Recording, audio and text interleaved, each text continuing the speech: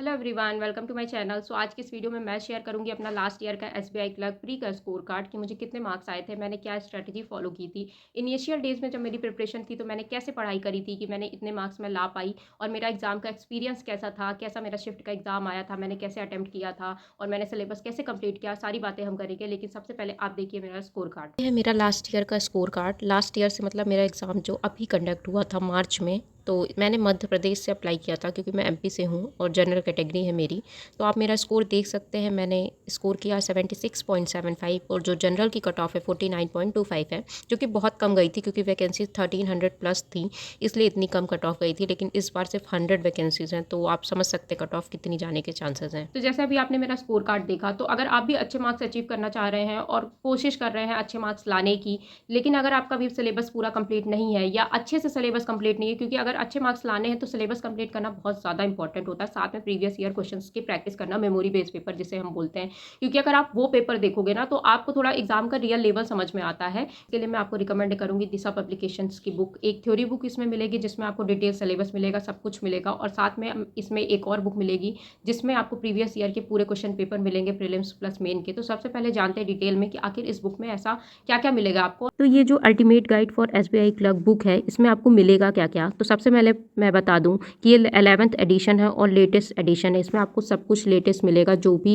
अभी के एग्जाम्स में पूछा जा रहा है उसके अकॉर्डिंग, और साथ में इसमें प्रीवियस ईयर के क्वेश्चंस भी मिलेंगे। तो सबसे पहले मैं बात करूँ तो इसमें आपको 47 चैप्टर डिटेल एक्सप्लेनेशन के साथ मिलेंगे।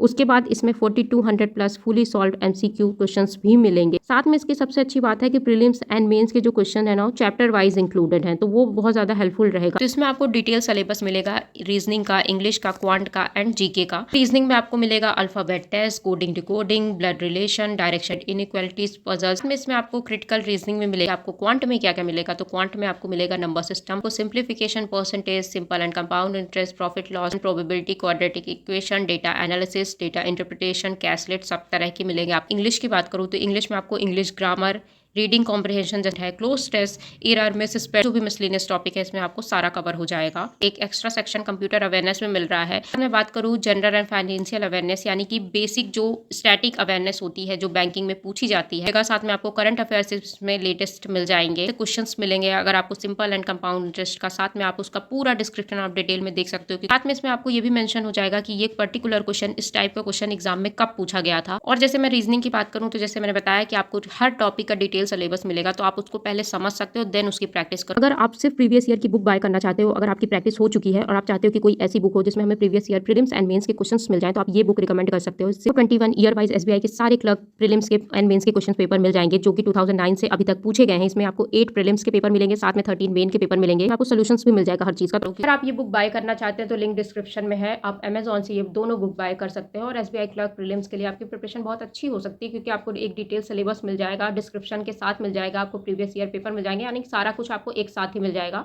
तो आपको हेल्पफुल होगा। अब मैं बात कर रही हूँ मेरा एसबीआई क्लर्क एग्ज़ाम का एक्सपीरियंस कैसा था। वो एग्ज़ाम अभी ही हुआ था 1 मार्च को, और मेरी शिफ्ट में जो इंग्लिश आई थी ना, वो बहुत अच्छे लेवल की आई थी, मतलब क्लर्क से ऊपर इंग्लिश आई थी।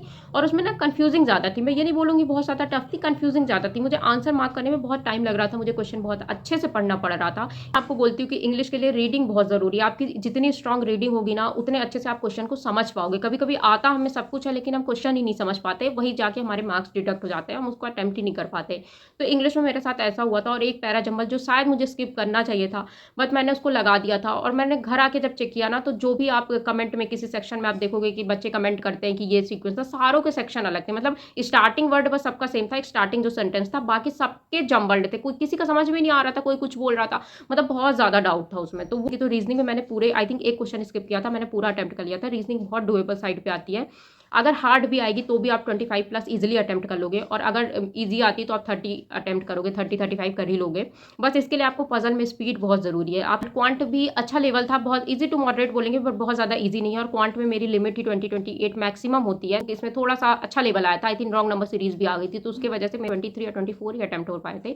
मेरे 85 या 86 ही अटेम्प्ट थे, जिसमें मैं पैरा जंबल में बहुत ज़्यादा कंफ्यूज थी। मतलब एक क्वेश्चन मेरा सही था, 4 जो उसके बाकी क्वेश्चन थे उसमें मैं बहुत ज़्यादा डाउट थी। फॉर्मलाइजेशन भी होता है, ऐसा नहीं कि आप एग्जैक्टली डायरेक्टली आपको जितने मार्क्स का आपने अटेम्प्ट किया उतना ही आएगा, नहीं, ऐसा बिल्कुल नहीं होता है। तो नॉर्मलाइजेशन में आपके मार्क्स डिडक्ट भी होंगे और इंक्रीज भी हो जाते हैं। और इस साल वैकेंसी कम है तो आपको थोड़ी मेहनत ज़्यादा करनी पड़ेगी। लास्ट ईयर वैकेंसीज अच्छी थी, कट ऑफ बहुत ज़्यादा लो गई थी, जो कम भी अटेम्प्ट थे ना उनका भी क्वालिफाई हो गया। इस साल वो सिनेरियो नहीं होगा क्योंकि वैकेंसीज कम है, तो ऑफकोर्स कट ऑफ ज़्यादा जाएगी। जब प्रीलिम्स एग्जाम पास आने लगे तो प्लीज़ आप मेंस की प्रैक्टिस को थोड़ी देर के लिए बंद कर दीजिए, क्योंकि 10 से 15 दिन आपके लिए स्पीड के लिए बहुत ज़्यादा इंपॉर्टेंट होता है। तो यही है पूरी स्ट्रेटजी जिससे आप अच्छे मार्क्स गेन कर सकते हो। बहुत सारे लोग कमेंट में पूछ रहे थे, तो मैंने सोचा मैं एक डिटेल वीडियो बना के शेयर कर देती हूँ। और ये जो एग्जाम था लास्ट ईयर, अभी हुआ था लास्ट ईयर वाला एग्जाम, यानी मार्च में, और इसका अप्रैल में मेंस हुआ था। और आप फर्स्ट अटेम्प्ट में भी क्वालिफाई कर सकते हो अगर आप प्रॉपर स्ट्रेटजी फॉलो करोगे तो ये है छोटा सा वीडियो। आई होप आपको वीडियो अच्छा लगा होगा। अगर अच्छा लगा होगा तो like share and subscribe to my channel. Thank you so much.